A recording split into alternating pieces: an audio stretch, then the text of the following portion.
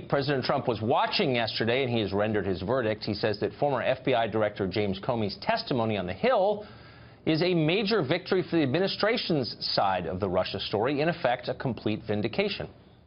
Yesterday showed no collusion, no obstruction. That was an excuse by the Democrats, who lost an election that some people think they shouldn't have lost, because it's almost impossible for the Democrats to lose the Electoral College, as you know.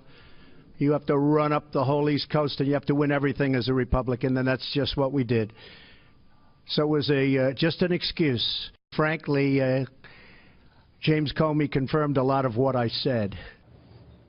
Now, you might be able to find some overstatement in there, but here's what's true. As of 8 p.m. Eastern Time tonight, Donald Trump is still the President of the United States, and that means that on the most basic level, Comey's testimony failed to achieve its goal. Make no mistake, removing Trump from office was the goal. There was collusion. Russia hacked our election, assaulted our democracy, imperils our way of life. You hear those lines all the time. We hear them every night in this show. But nobody in D.C. actually believes any of that. That's why nobody ever explains how exactly it happened or what specifically the effects of it were, because they have no idea, and in fact, they don't really care. They just want Trump gone, along with anyone else who is in the way. Russia is just a means. First, they tried racism. Remember that? Trump was supposed to be the biggest racist since Bull Connor. Hillary Clinton based an entire presidential campaign on that idea. It didn't work. In the end, Trump got a higher percentage of votes from some minority groups than Mitt Romney had 4 years before. Oops, not a good strategy.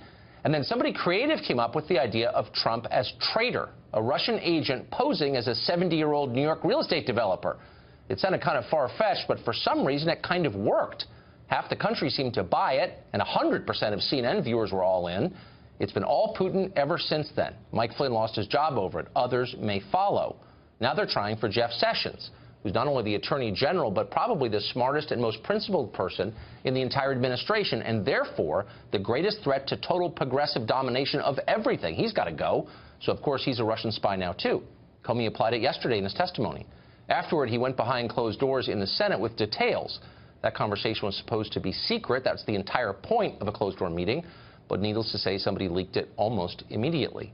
Apparently, Comey suggested that Jeff Sessions may have interacted with Russian Ambassador Sergei Kislyak in the spring of 2016. Notice the qualifiers there. May have, suggested. Comey doesn't really know. Neither does anybody else. And even if it's true, who cares? What exactly does it mean? Doesn't matter. House Minority Leader Nancy Pelosi, never one to wait for facts, is already demanding that Sessions resign over it. I did say on March 2nd that he should resign, Sessions should resign as Attorney General. Yeah, he should resign. But wait a second. What's the crime here exactly? Is there evidence that Jeff Sessions worked with Russia to elect President Trump? Nope. Never has been any evidence of that. Here's what Sessions is accused of doing. Last September, he met with Ambassador Kislyak in his Senate office. He was one of the 25 times he met in 2016 with an ambassador in the course of Sessions' official Senate duties. Then last July, during the Republican convention in Ohio, Sessions spoke at an event called Global Partners in Democracy. Dozens of ambassadors attended that event, which, by the way, was organized in part by the Obama administration, probably Russian plants there, too. After his speech, Sessions apparently spoke briefly to Ambassador Kislyak, who is not a spy and whose job it is to speak to senators. Sessions never hid either of those meetings. He simply said the meetings took place in his capacity as a senator and had nothing to do with the Trump campaign.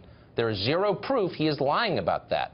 Yet he came under a lot of pressure and recused himself from any Justice Department investigation of Russia. You'd think that would end the matter, but of course it didn't. Again, this is not about truth or fairness, much less protecting this country from foreign threats.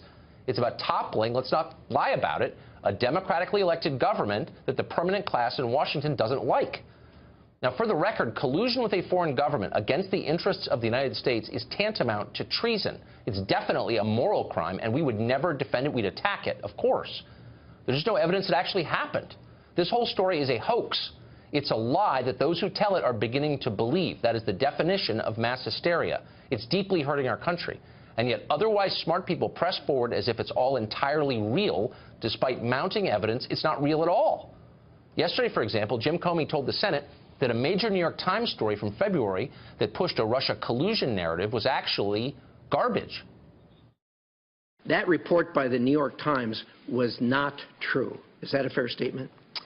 In the main, it was not true. The people talking about it often don't really know what's going on, and those of us who actually know what's going on are not talking about it. And we don't call the press to say, hey, you got that thing wrong about this sensitive topic. We just have to leave it there. So the story in question, you won't be surprised to learn, was based on anonymous sources, and after Comey made his remarks, the Times admitted it couldn't even find those sources for a response. Whatever. The Russians hacked our democracy. Let's find another witch to burn.